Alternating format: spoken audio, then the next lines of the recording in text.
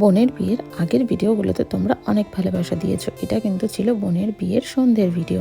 তো বোনকে কিন্তু আমি রেডি করে ভেন্যুতে বসিয়ে দিয়ে আসতে না আসতেই আমাদের বড় কিন্তু চলে এসে, তো বরের সমস্ত শালীরা নেচে বরকে ওয়েলকাম করলো। তারপর বরের একমাত্র ভাইরা ভাই বরকে এনে চেয়ারে তারপর কিন্তু সবার প্রথমে মামি বরণ করে নিচ্ছে, তারপরেই বরণ করতে আসবে আমাদের দিদা।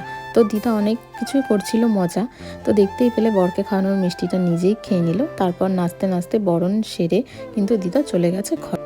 তারপর কিন্তু আমরা সবাই মিলে আমাদের পাওনাটা বুঝে নিচ্ছিলাম বরের কাছ থেকে। তো গেটে ধরার পাওনাটা বুঝে নেওয়ার পরে এখানে বোনকে কিন্তু নিয়ে চলে আসা হয়েছে বিয়ের রিচুয়ালসের জন্য। তো বিয়ের রিচুয়ালসে সবার প্রথমেই কিন্তু ছিল শুভদৃষ্টি, এবং শুভদৃষ্টিতে বোন মোটেই পাতা সরাতেই চাইছিল না। অনেক বলার পর ফাইনালি বোন পাতাটা সরায় এবং ওদের শুভদৃষ্টিটা কমপ্লিট হয়। শুভদৃষ্টি হয়ে যাওয়ার পর কিন্তু ফাইনালি ছিল মালাবদনের পালা। তো মালাবদনের যা এক মজা হয়েছে, বোনকে সবাই মিলে অনেক ওপরে তুলে দিয়েছিল, কিন্তু বরের বাড়ির লোক কোনো মতেই বরকে উঁচু করতে নারাজ। তারা বলছে মেয়ে যতক্ষণ না নিচে আসবে ততক্ষণ মালাবদন হবে না। আর ফাইনালি সেটাই হয়েছে, বর নিচে দাঁড়িয়ে দাঁড়িয়ে অপেক্ষা করছিল।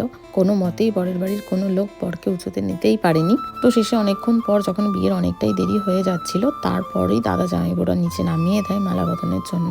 আর বরের বাড়ির সবাই বলছিল আমরা জিতে গেছি, আমরা জিতে গেছি, কিন্তু আমরা বললাম না তোমরা জিততে তখনই যখন বরকে তোমরা উঁচু করে মালাটা পরাতে পারতে, কিন্তু তোমরা তো সেটা করনি।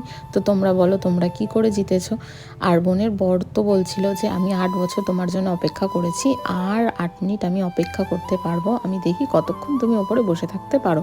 তো যাই হোক, তারপর বোনকে নিচু করা হয় এবং তারপরেই আমাদের মালাবদনের পালা শেষ করা হয়, কারণ বিয়ের অনেকটাই দেরি হয়ে যাচ্ছিল। তোমাদেরকে তো শুরুতেই বললাম যে বিয়ের লগ্ন অনেকটাই তাড়াতাড়ি ছিল, আর সবাই তাড়াহুড়ো করছিল যে সমস্ত ব্যাপারে হাসি মজা না করে যেন বিয়েটা তাড়াতাড়ি কমপ্লিট করিয়ে নেওয়া হয়।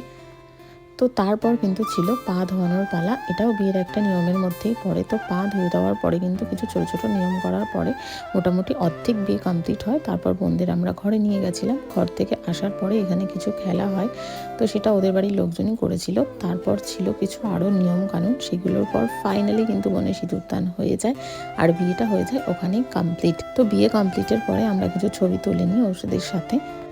তারপর বোনকে নিয়ে আমি ঘরে বসিয়ে দিয়ে আসি। তারপরে কিন্তু ফাইনালি আমরা শুতে চলে যাই।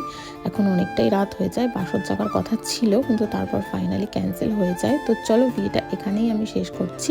তোমরা সবাই পাশে থেকো।